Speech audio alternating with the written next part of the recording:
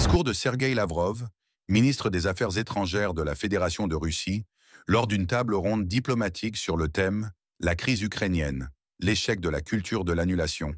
Moscou, 5 février 2025.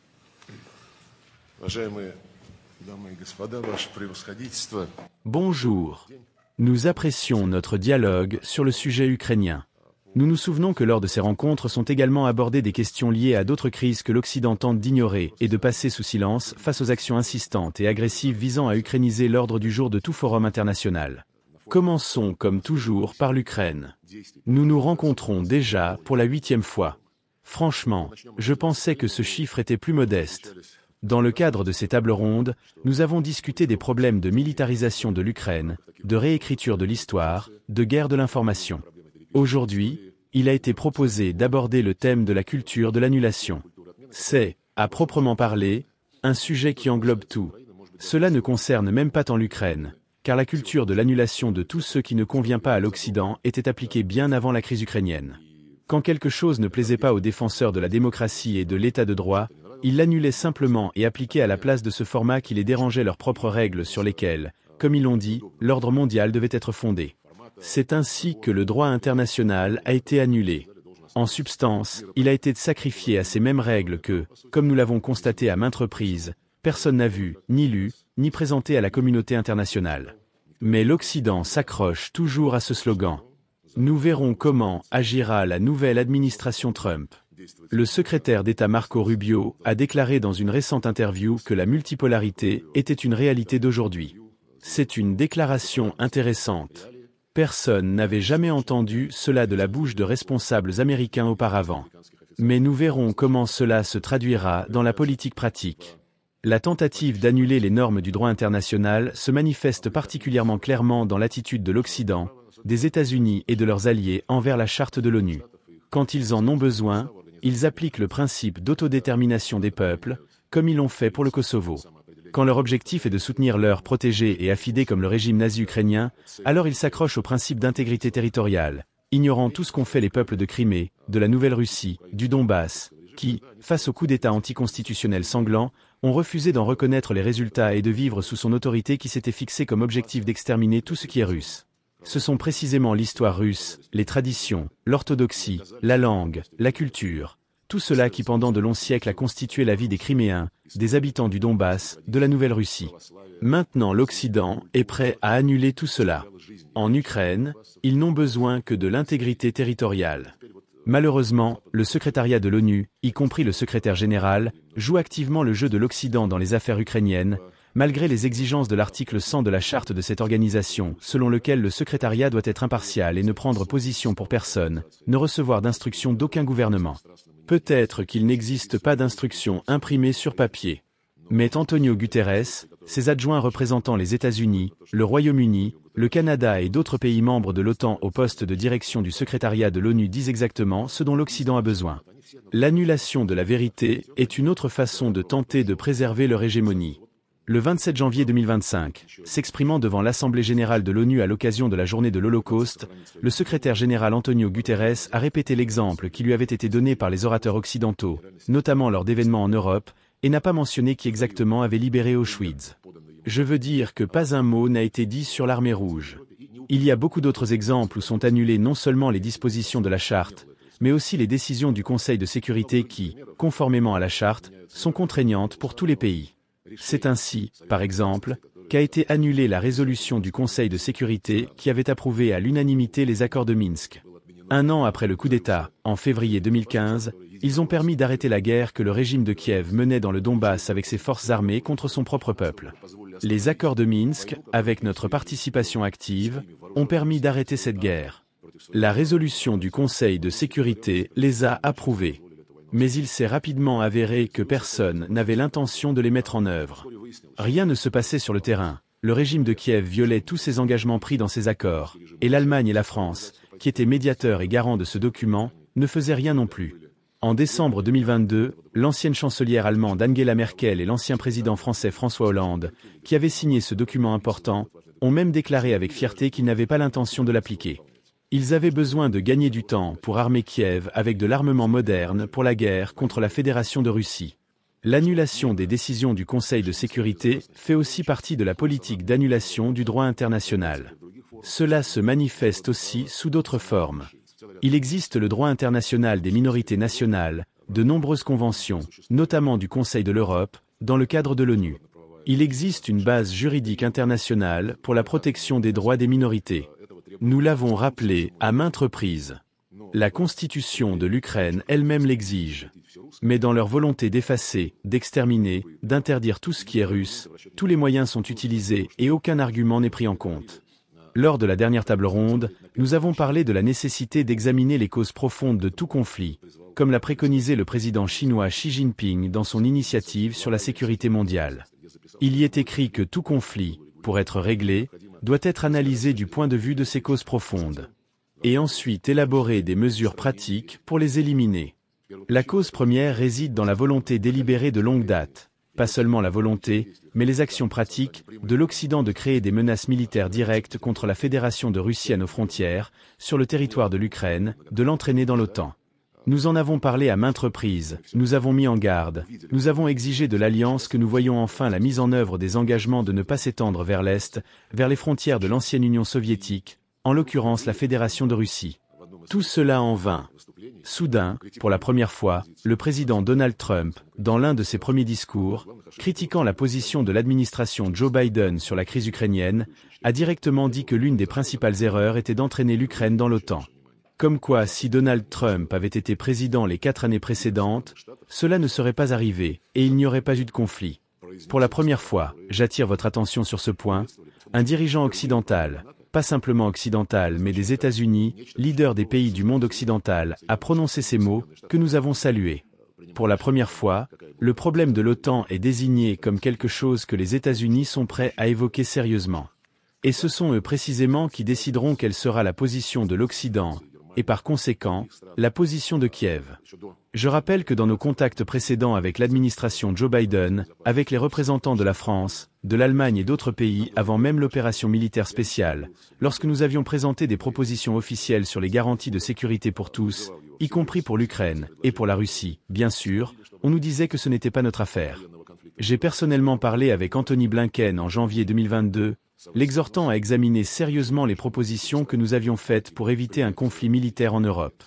Il m'a dit directement que ce n'était pas notre affaire. Personne ne peut mettre son nez dans les relations entre l'OTAN et les pays qu'ils veulent admettre dans l'Alliance nord-atlantique.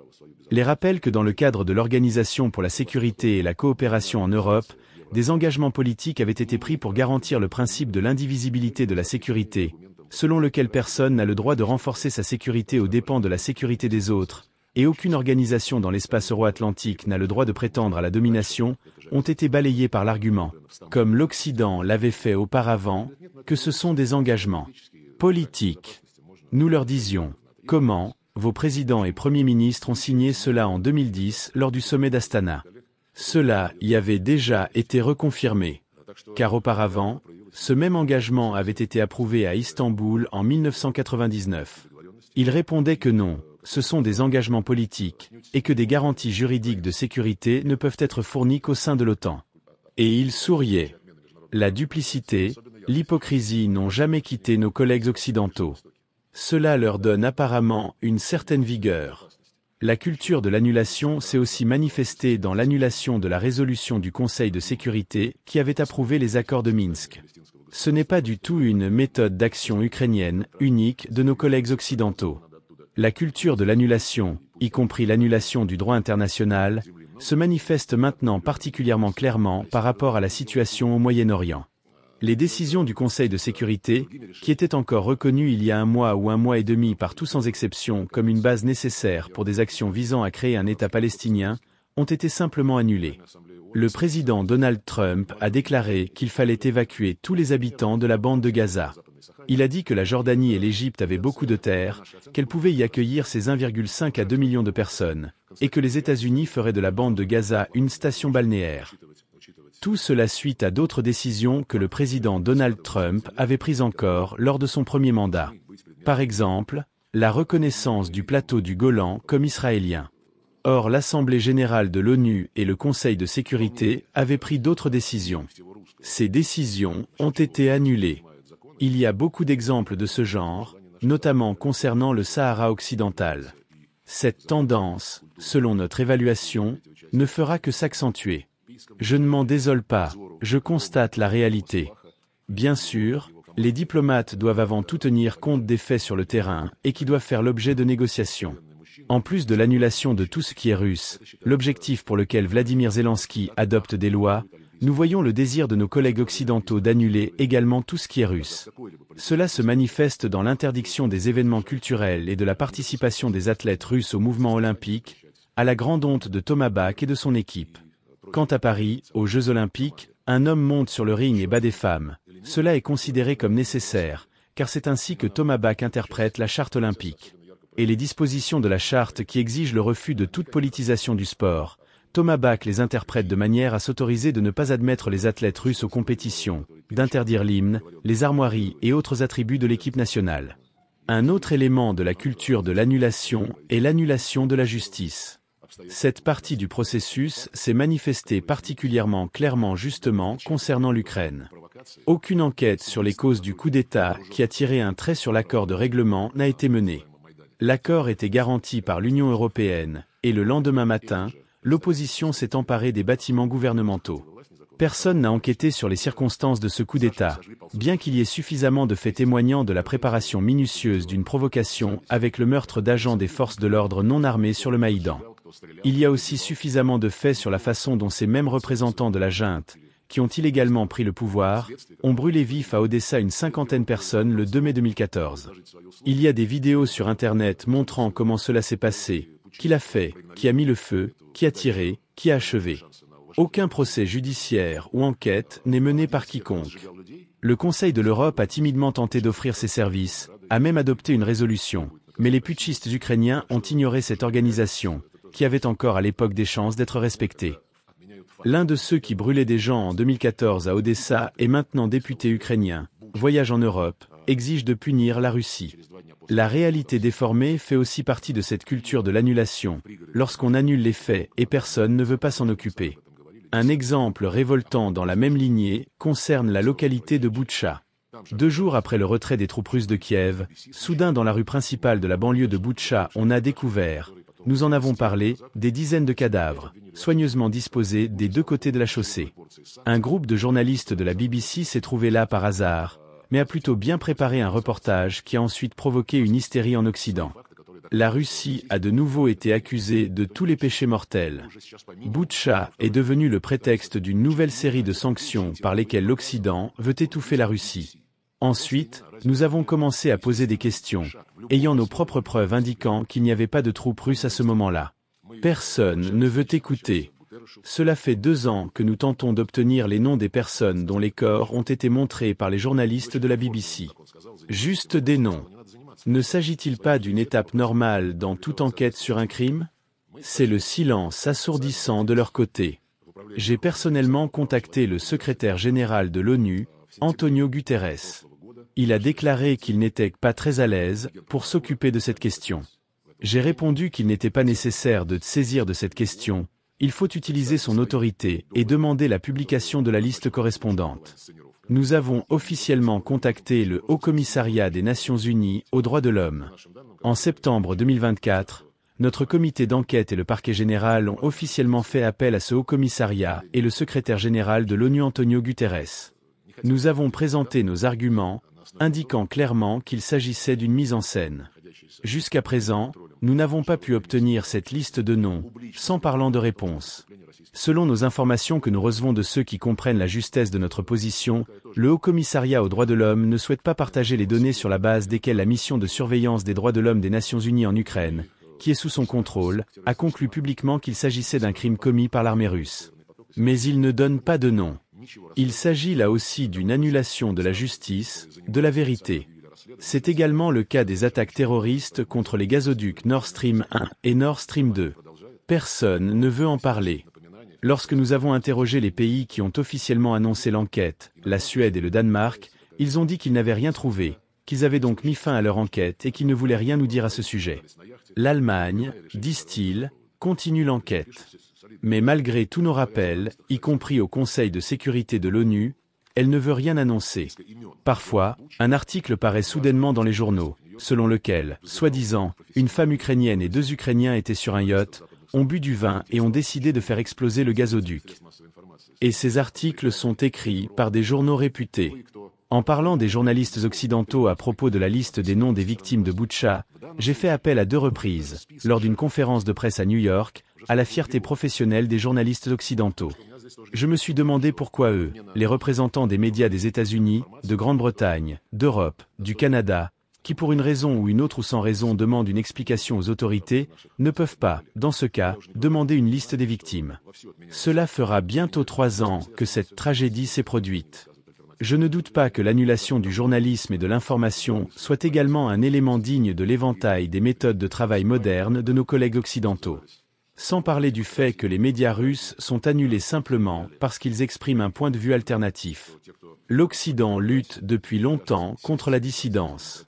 Cette lutte a atteint son apogée sous l'administration de Joe Biden, lorsque des forums sur la démocratie contre l'autocratie ont été organisés et qu'il a été déclaré, comme l'a fait l'ancien secrétaire d'État américain Anthony Blinken, que ceux qui seraient contre la démocratie et refuseraient de s'asseoir avec les Américains à la table démocratique figureraient au menu qui serait servi à cette table. Ce n'est pas moi qui l'ai dit. Sans parler de l'ancien haut représentant de l'UE pour les affaires étrangères et la politique de sécurité, Joseph Borrell, qui a déclaré que l'Europe est un jardin fleuri et autour d'elle se trouve une jungle sauvage. Il s'agit de vous, et moi notamment. Par conséquent, l'annulation de la décence et de l'éthique élémentaire fait également partie de l'arsenal d'action de nos collègues occidentaux. Les États-Unis, les Britanniques et les Européens ferment les yeux sur la série de lois susmentionnées sur l'annulation de tout ce qui est russe en Ukraine. L'éducation, les médias, la culture et l'Église orthodoxe ukrainienne canonique. La décision de l'OSCE sur l'indivisibilité de la sécurité a été annulée par des mesures concrètes d'élargissement de l'OTAN. Les accords qui ont précédé le coup d'État de 2014 ont été annulés. Il en va de même pour les accords de Minsk et les résolutions du Conseil de sécurité, y compris le règlement au Moyen-Orient. Il s'agit d'une tendance. Ce n'est pas que l'Occident perfectionne ses méthodes exclusivement pour l'Ukraine. Nous observons une volonté manifeste d'annuler entièrement notre pays, comme ce fut le cas en 1945, alors que la Seconde Guerre mondiale n'était pas encore terminée, lorsque les sommets de Yalta et de Potsdam se tenaient, lorsque les Alliés célébreraient la victoire. Aujourd'hui, des documents ont été publiés qui indiquent qu'avant la fin de la guerre dans le Pacifique, l'Occident préparait des plans pour attaquer l'URSS, pour la démembrer. Ces projets sont désormais devenus réalité. Il y a eu une autre époque historique. En 1991, lorsque l'Union soviétique s'est effondrée, l'Occident pensait que les nouvelles autorités russes seraient dans sa poche. Ça n'a pas marché. Aujourd'hui, des marginaux, évidemment à l'instigation de l'Occident, des organisations non gouvernementales, d'anciens citoyens russes ayant fui vers l'Europe et les États-Unis, ont commencé à créer des structures pour la décolonisation de la Russie. Ils mentionnent 7 ou 8 parties en lesquelles notre pays devrait être divisé. Il s'agit d'une mentalité qui consiste à annuler tout ce qui ne leur plaît pas et qui leur fait concurrence. La concurrence loyale est depuis longtemps annulée par nos collègues occidentaux, notamment par l'introduction de sanctions. Les Mexicains, les Panaméens, les Danois et les représentants d'un certain nombre d'autres pays pourront désormais ressentir ce que signifie l'annulation de la concurrence. Nos amis chinois ont répondu durement. Les gens qui veulent dominer ne comprennent pas un autre langage. Mais il s'agira d'un sujet plus large. Le sujet de l'ordre mondial, le sort du système de mondialisation que les États-Unis ont créé puis annulé lorsqu'ils ont réalisé qu'il ne leur était plus bénéfique. Mais bénéfique à ceux qui acceptent de travailler selon les règles de ce système. Libre concurrence, respect de la propriété, présomption d'innocence, et bien plus encore.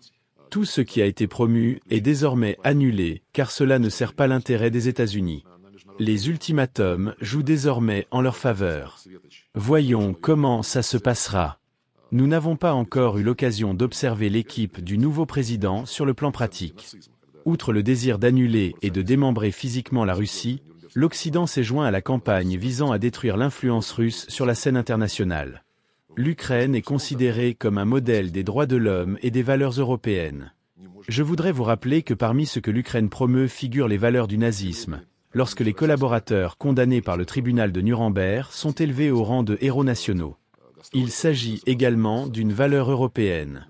Cela ne me surprend pas. Nous ne pouvons pas oublier que le néonazisme relève la tête en Occident. Quant à la volonté d'annuler tout ce qui est russe, il tente d'annuler les tournées d'artistes russes déjà convenues avec les institutions culturelles compétentes et d'annuler la Russie dans le sport, mais tout cela est voué à l'échec. Malheureusement, tout comme le secrétariat des Nations Unies soutient la ligne de l'Occident visant à annuler les faits gênants et refuse d'aider à enquêter sur les crimes, le secrétariat de l'organisation autrefois respectée qu'est l'UNESCO fait de même. La chef de cette structure, Madame Audrey Azoulay, citoyenne française, prône l'ukrainisation complète de l'agenda, politisant l'organisation, refusant de s'acquitter de ses responsabilités directes, notamment celles liées à la protection des droits des représentants des médias. Elle ne réagit pas aux nombreux meurtres de journalistes russes dans la zone d'opération militaire spéciale, à la démolition de monuments historiques en Ukraine, y compris à Odessa. Là, le monument à l'impératrice Catherine la Grande, qui a fondé cette ville, a été démoli, ainsi que le monument à Grigori Potemkin et à tous ceux qui ont participé à ce projet, qui l'ont construit, qui ont créé des ports, des usines, des manufactures et ont vécu sur ces terres pendant 100 ans. Leur mémoire est détruite. Une semaine après la démolition du monument à Catherine la Grande, non seulement la directrice générale de l'UNESCO, Audrey Azoulay, n'a pas réagi comme elle aurait dû le faire en vertu de ses devoirs professionnels, mais elle a également inscrit la partie historique d'Odessa, où se trouvait ce monument et a été détruit, sur la liste du patrimoine mondial de cette organisation. Même ici, il y a un élément de défi. Comme si vous vouliez voir votre impératrice là-bas, mais je m'en suis débarrassé. Ou peut-être que ce sont les nazis ukrainiens qui l'ont fait, et je les encourage à le faire. L'UNESCO se trouve donc en crise profonde. Mais malgré cela, la culture russe, notamment à travers les organismes intergouvernementaux de l'UNESCO, fait son chemin. En 2024, lors d'une réunion du Comité du patrimoine mondial en Inde, un autre site russe a été inclus dans la liste des sites naturels et culturels d'importance mondiale.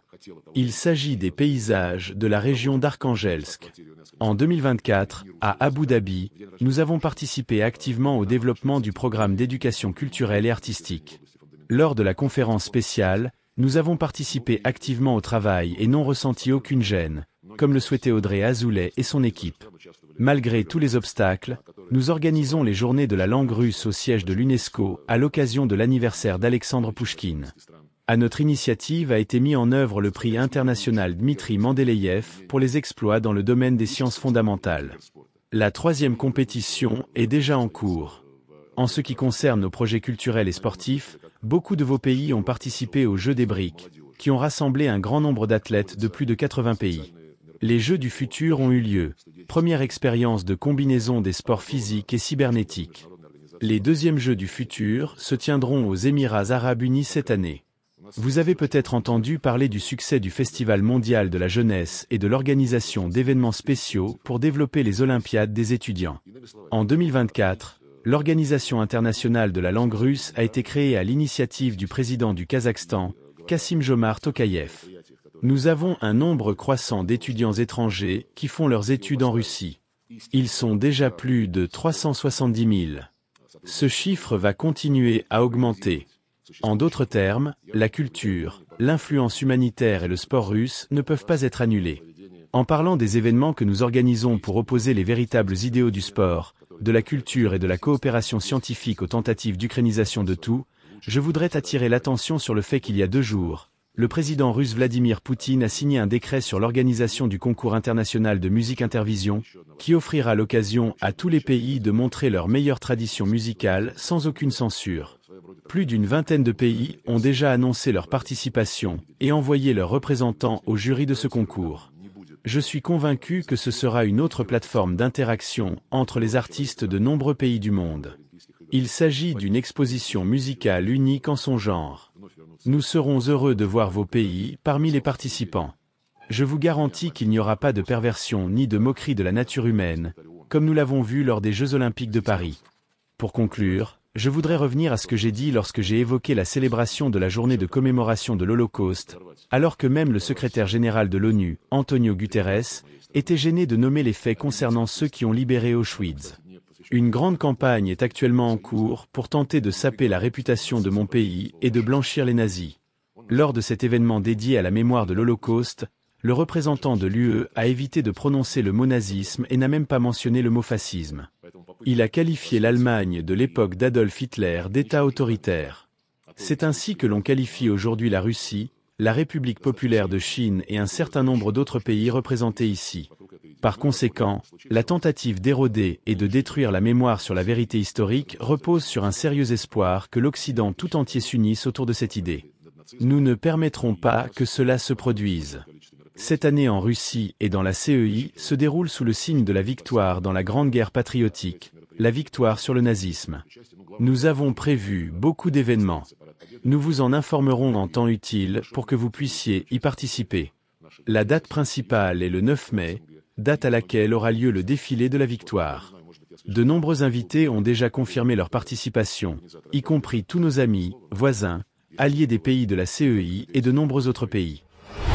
Sergueï Lavrov, dans son discours du 5 février 2025, met en lumière plusieurs dynamiques géopolitiques, notamment le rôle de l'Occident dans la manipulation des normes internationales, la « culture de l'annulation » et la réécriture de l'histoire. Son intervention va bien au-delà de la simple dénonciation. Elle contient des enseignements précieux applicables tant à l'échelle géopolitique que dans la vie personnelle et professionnelle. 1. La souveraineté intellectuelle et la résistance au dogme. Lavrov critique la manière dont l'Occident impose un discours unique en marginalisant toute vision alternative, notamment à travers la culture de l'annulation et la réécriture de l'histoire.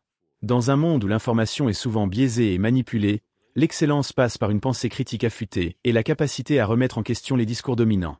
Pour progresser dans sa carrière ou dans ses projets, il faut savoir analyser les faits de manière indépendante, vérifier les sources et ne pas accepter les vérités toutes faites. Ne vous laissez pas enfermer dans un cadre de pensée rigide. Formez-vous continuellement, confrontez différentes sources d'informations et développez une approche analytique avant de prendre des décisions importantes. 2. La constance stratégique et la vision à long terme. Lavrov met en avant l'incohérence des engagements occidentaux, notamment en ce qui concerne les accords de Minsk et la charte de l'ONU, montrant ainsi l'importance d'avoir une stratégie claire et constante face aux fluctuations du contexte mondial. Un des principes fondamentaux de l'excellence est la capacité à maintenir une vision stratégique malgré les obstacles et les revirements extérieurs. Dans la vie personnelle comme dans le milieu professionnel, il est essentiel de ne pas se laisser détourner par des événements à court terme, mais plutôt de bâtir une trajectoire cohérente, basée sur des valeurs et des objectifs solides. Définissez une vision claire de votre carrière ou de votre projet de vie et restez fidèle à cette ligne directrice malgré les critiques, les échecs temporaires ou les fluctuations du marché. 3. L'art de la négociation et de la gestion des conflits. Lavrov souligne que la diplomatie russe a toujours cherché à négocier des solutions équilibrées, notamment en proposant des garanties de sécurité avant le conflit en Ukraine, mais s'est heurté à un refus systématique. L'art de la négociation repose sur la persévérance, la connaissance des enjeux et la maîtrise des émotions. Dans le monde professionnel, il est crucial de savoir défendre ses intérêts sans rompre les ponts et de proposer des solutions gagnant-gagnant face à l'adversité. Apprenez à formuler vos arguments de manière factuelle et stratégique. Dans une négociation, ne réagissez pas sous le coup de l'émotion, anticipez les objections, proposez des alternatives et cherchez à comprendre les motivations de votre interlocuteur. 4. L'adaptabilité et la résilience face aux attaques. Lavrov évoque les nombreuses tentatives occidentales pour marginaliser la Russie, notamment à travers les sanctions, l'exclusion des compétitions sportives et la censure culturelle. Pourtant, la Russie continue à développer des initiatives alternatives, concours Intervision, jeux des briques, renforcement des relations avec la Chine et d'autres partenaires. Face à l'adversité, l'attitude victimaire est inefficace. L'excellence repose sur la capacité à transformer les crises en opportunités et à développer des solutions alternatives. Ceux qui réussissent ne se contentent pas de subir les attaques, ils innovent et rebondissent. Si une porte se ferme, ouvrez en une autre. Un licenciement, un échec entrepreneurial ou une critique sévère peuvent être des tremplins pour une nouvelle direction plus porteuse. 5. L'importance de la maîtrise de l'information et de la communication. Lavrov critique la façon dont certains médias occidentaux façonnent la perception publique en biaisant l'information, exemple de Boutcha et des gazoducs Nord Stream. Maîtriser la communication est un levier fondamental pour réussir. Que ce soit dans une entreprise, en politique ou dans un projet personnel, celui qui contrôle le narratif influence le résultat. Travaillez votre capacité à structurer et diffuser un message percutant. Dans le monde numérique, une communication bien pensée peut faire la différence entre l'ombre et la lumière. 6. La nécessité d'une posture éthique et d'une force morale inébranlable. Lavrov dénonce l'hypocrisie de l'Occident qui applique des principes de manière sélective, selon ses intérêts. Dans la vie professionnelle comme dans la vie personnelle, la crédibilité repose sur la cohérence et l'intégrité. Ceux qui trahissent leurs principes pour un gain immédiat finissent toujours par en payer le prix. Restez fidèle à vos valeurs et évitez les compromissions qui pourraient ternir votre réputation à long terme. En conclusion, construire une excellence résiliente et proactive. L'analyse des propos de Lavrov nous enseigne que l'excellence repose sur la pensée critique, une vision stratégique à long terme, la négociation, l'adaptabilité, la maîtrise de l'information et une posture éthique solide. Quelle stratégie adoptez-vous pour rester fidèle à vos principes dans un environnement changeant? Comment transformer les crises en opportunités de croissance? Partagez vos réflexions dans les commentaires. Merci et à très bientôt.